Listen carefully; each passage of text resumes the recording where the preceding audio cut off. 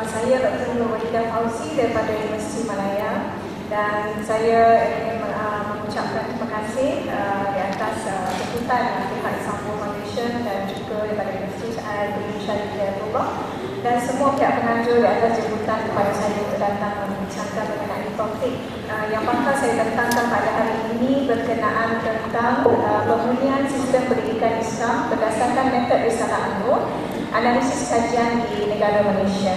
Jadi ini adalah permulaan mengenai, kalau boleh saya ceritakan sedikit, dia adalah sebagai permulaan asas kepada saya, permulaan awal untuk saya memulakan kajian postdoktoral saya, insyaAllah di Istanbul. Dan ini adalah merupakan kajian untuk melihat bagaimana proses pemurnian mengenai aspek pendidikan dapat dijalankan di Malaysia berdasarkan metod Risalah An-Nur yang dijalankan oleh Mirza Zaman Sanusi. Okey, jadi kita lihat yang pertama sekali ialah mengenai konsep pendidikan Islam. Konsep pendidikan yang diwar-warkan ataupun digagaskan oleh kita kata tokoh-tokoh sarjana daripada Barat, yang mana saya ambil beberapa contoh daripadanya, iaitu daripada Maria Montessori, Lord Hume, John Dewey, William D.J. and Rosita, yang mana pandangan mereka mengenai aspek pendidikan adalah berbeza menurut pandangan Islam, yang mana Maria Montessori ini menyatakan bahawa potensi manusia ditentukan oleh penciptanya dan faktor kosmologi, sehingga ia menentukan kesayangan hubungan di antara potensi manusia dan alam pendidikan. Jadi pada pendapat Maria ini bahawa manusia ini ditentukan oleh potensi manusia ditentukan oleh penciptanya, sehingga menyebabkan dia dapat melihat hubungan ini melalui proses pengintegrasian antara elemen intelek, emosi, rohani, jasmani dan individu yang bersifat sepadu dan holistik. So, apa pula pandangan yang dikatakan oleh Locke dan Hume? Locke dan Hume mengatakan bahawa sistem nilai yang mempengaruhi idea dan konsep yang dijadikan sumber ilmu seseorang tidak ada kaitan dengan konsep ketuhanan dan metafizik. Jadi pada pandangan Locke ini bahawa sistem nilai tidak ada kaitan langsung di antara sistem nilai manusia dengan konsep ketuhanan ataupun metafizik. Jadi mereka tidak percaya bahawa ada kaitan sistem nilai manusia ini dengan ketuhanan, di antara proses ketuhanan penciptaan ketuhanan di antara manusia. Kemudian apa yang dikatakan oleh William D.J. William D.J. ini pula membuat satu kajian untuk melihat bagaimana proses pendekatan moral sebagai ejen pembangunan manusia melalui 5 buah negara, iaitu yang pertama sekali adalah negara Amerika Syarikat, Rusia, Jepun, Kanada, Perancis, yang mana yang ini kalau menurut Amerika Syarikat, mereka menekankan nilai-nilai kebebasan, hak-hak individu, justice and fair play, dan menghormati kecemerlangan seseorang dalam mengisi kandungan kurikulum pendidikan mereka. Jadi mereka menganggap, pada pandangan pihak Amerika Syarikat, mereka menganggap bahawa nilai-nilai kebebasan, hak individu, justice and fair play ini adalah sebahagian daripada ukuran untuk menilai moral, pendidikan moral di kalangan rakyat mereka.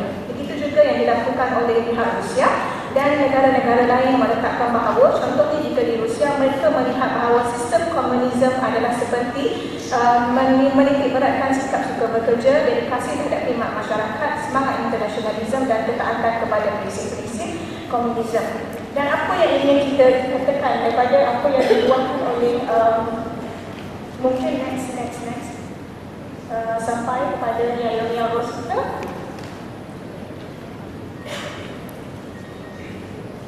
Satu lagi ya. Okey, yang Rosita juga menyatakan bahawa pandangan seterusnya yang dikatakan oleh Rosita menyatakan bahawa salah satu daripada unsur moral dan akhlak adalah untuk dia mengatakan bahawa kesukaran untuk menjelaskan gabungan ketika dalam konteks rohani, moral dan budaya malah menganggapnya sebagai sesuatu yang bersifat kognitif.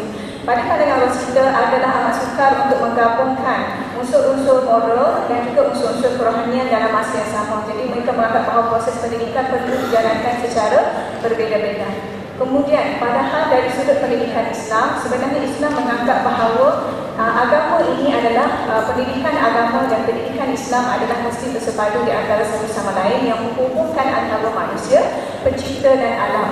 Dan ia berbeza dengan pandangan yang dikatakan oleh Barat. Jadi kita akan lihat bagaimana proses pendekatan ini yang dilakukan oleh Rosita ini berbeza dengan pandangan pendidikan Islam. Yang mana pendidikan Islam ini maknanya adalah proses mengubah tingkah laku individu kepada kehidupan pribadi, masyarakat dan alam sekitar yang pendidikan dengan cara pengajaran sebagai suatu aktiviti asasi dan sebagai matlamat di antara matlamat asas dan masyarakat. Jadi Islam meletakkan bahawa pendidikan ini adalah mesti ada kaitan dengan tauhid rububiyah dan juga tauhid uluhiyah yang menggabungkan antara konsep kosmologi dan juga konsep antara penciptaan manusia di antara satu sama lain.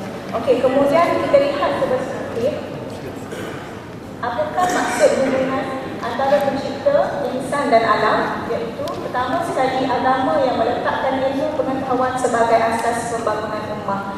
Dalam Islam, agama ini diletakkan sebagai asas pembangunan Islam kerana ejen pembangunan insan itu adalah menjadi ejen yang terutama di dalam membangunkan sesebuah negara ataupun meletakkan pembangunan holistik terhadap pembinaan generasi akan datang. Jadi pada pandangan Islam, generasi awal melalui pembinaan pembangunan insan itu adalah yang terpenting.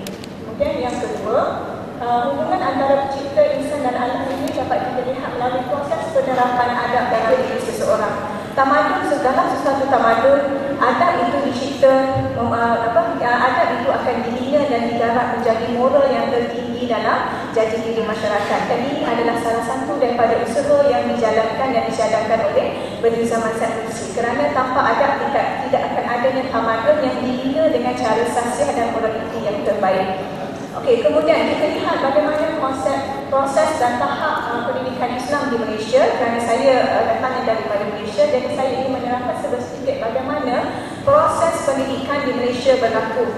Iaitu sebelum tahun Malaysia mencapai kemerdekaan pada tahun 1957, proses pendidikan Islam bermula daripada beberapa tahap utama. Iaitu pertama sekali adalah melalui sistem pondok, yang mana di Indonesia kita kenali sebagai sistem pesantren. Yang kedua, kita kenali sebagai pembelajaran di rumah. Pertama sekali adalah pembelajaran di rumah. Kedua, kita famous maknanya tersohor dengan pendidikan yang diperolehi daripada rumah-rumah guru, yang mana pada ketika itu pendidikan asas diperkenalkan. Seterusnya pendidikan di peringkat pondok. Seterusnya selepas daripada pelajar-pelajar lulus daripada peringkat pondok, mereka dinaikkan ke peringkat madrasah. Dan selepas daripada pelajar-pelajar ini lulus daripada madrasah, daripada situ ialah mereka dilantik menjadi qadi ataupun imam ataupun pengetua di mana-mana pentadbiran Islam.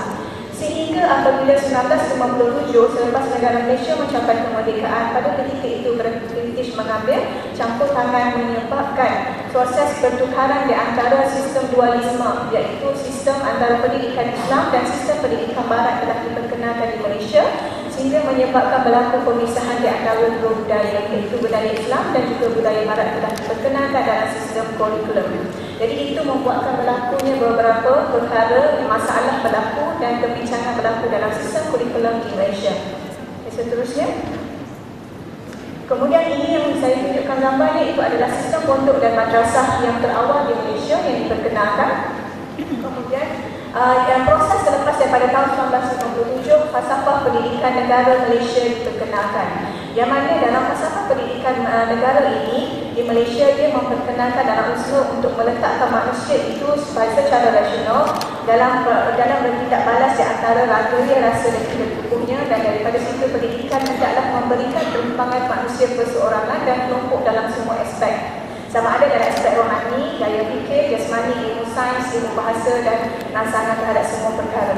Dan pada ketika ini, pada tahap falsafah pendidikan negara, beberapa aspek telah diperkenalkan di negara Malaysia, iaitu KBSR, iaitu kurikulum bersepadu sekolah rendah, yang mana pendidikan Islam mula diperkenalkan selepas tahun 1957. Kemudian di peringkat sekolah menengah, kami telah memperkenalkan KBSM, kurikulum bersepadu sekolah menengah, yang mana pendidikan Islam juga diajar di situ.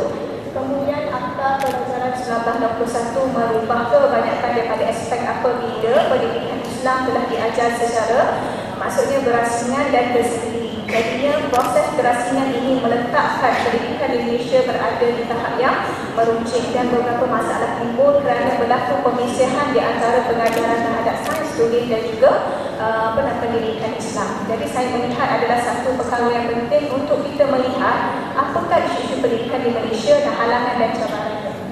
Okey, terdapat beberapa isu pendidikan. Pertama sekali saya melihat iaitu daripada sudut input pendidikannya, iaitu pencampuran pemikiran sekularisme dalam pendidikan, yang mana di Malaysia terdapat satu sistem sistem pendidikan sekularisme yang dijalankan, yang mana kalau sebelum merdeka kami mengajar sistem pendidikan berdasarkan asas-asas Islam, itu diajar secara menyeluruh. Tetapi setelah 1957 berlaku pemisihan apabila proses pendidikan sekularisme telah diperkenalkan, iaitu seperti pendidikan sains, matematik, bahasa Melayu dan segala-galanya, tetapi telah diajar secara berasingan. Jadi itu membuatkan berlakunya lack of education, yang mana berbeza dan berpandangan itu tidak, maknanya gabungan di antara pendidikan Islam dan basic terhadap proses ini telah berlaku.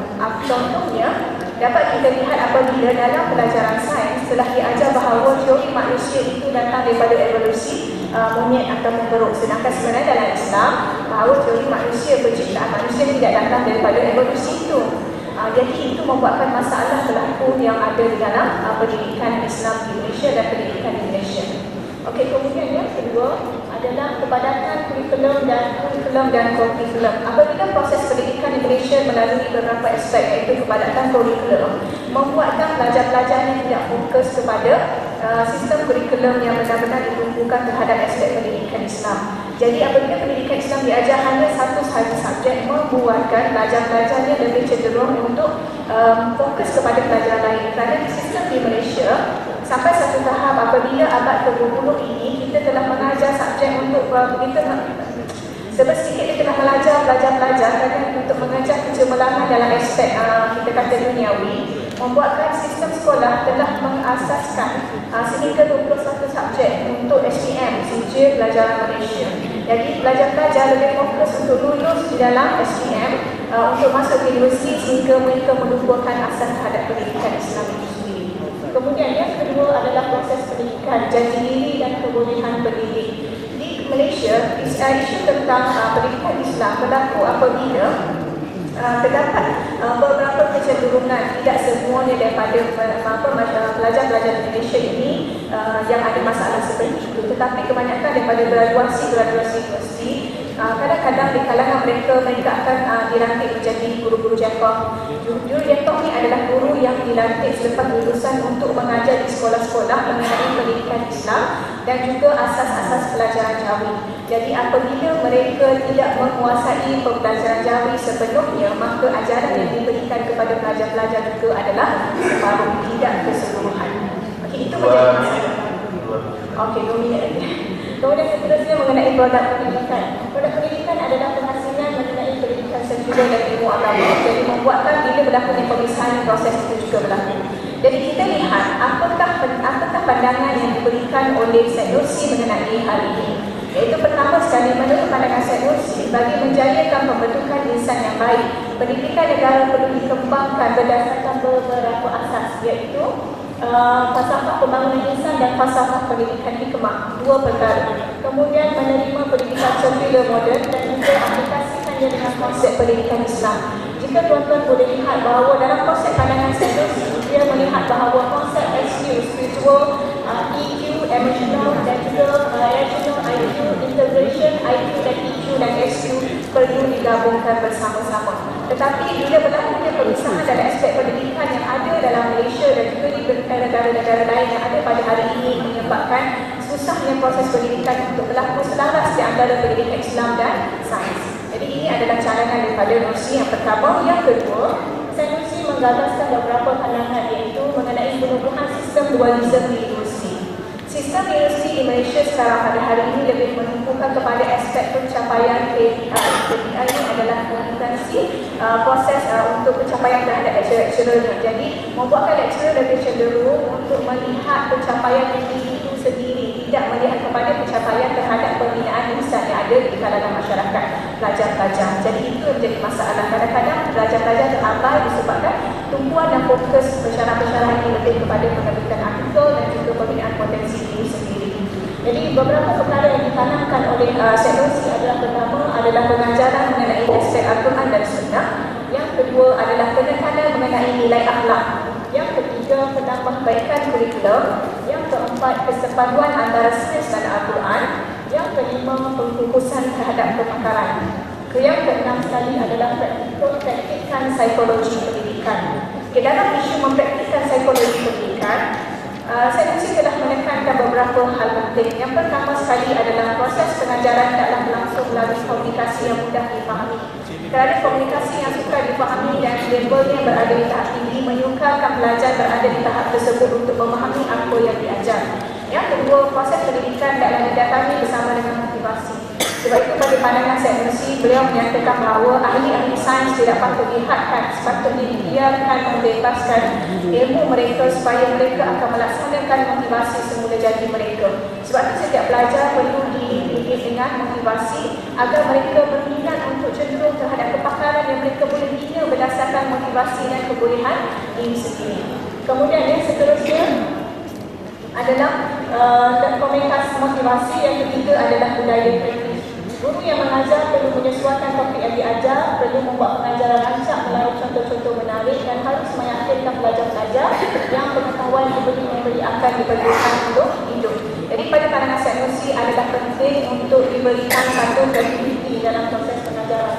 Dan kesimpulan dan cadangan yang boleh diberikan, yang boleh dicadangkan oleh pihak saya adalah pertama adalah memperkenalkan silibus-silibus mengenai risalah Nursi. Risalah Syed Nursi ini selalu di Malaysia, terutama di dalam NGO ataupun pada badan kerajaan, supaya ini pun menjadi satu dakwah yang berkesan bermula daripada top to down, bukan down to top. Tapi untuk down to top itu juga boleh dilakukan, cuma kalau dia dilakukan daripada peringkat yang lebih tinggi ke peringkat lebih bawah, itu lebih memudahkan urusan.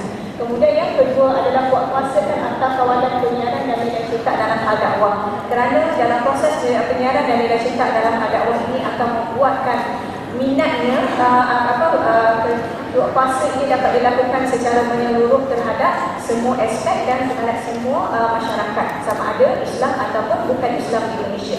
Yang ketiga sekali adalah penjenamaan kualiti generasi muda sebagai sumber pembangunan. Ini yang saya rangkumkan terhadap semua yang dijana dan disadangkan oleh Syed Nursi apabila penjanaan terhadap kualiti dan pembangunan sumber manusia ini akan membuatkan berlakunya penangguhan terhadap aspek pembinaan negara secara menyeluruh.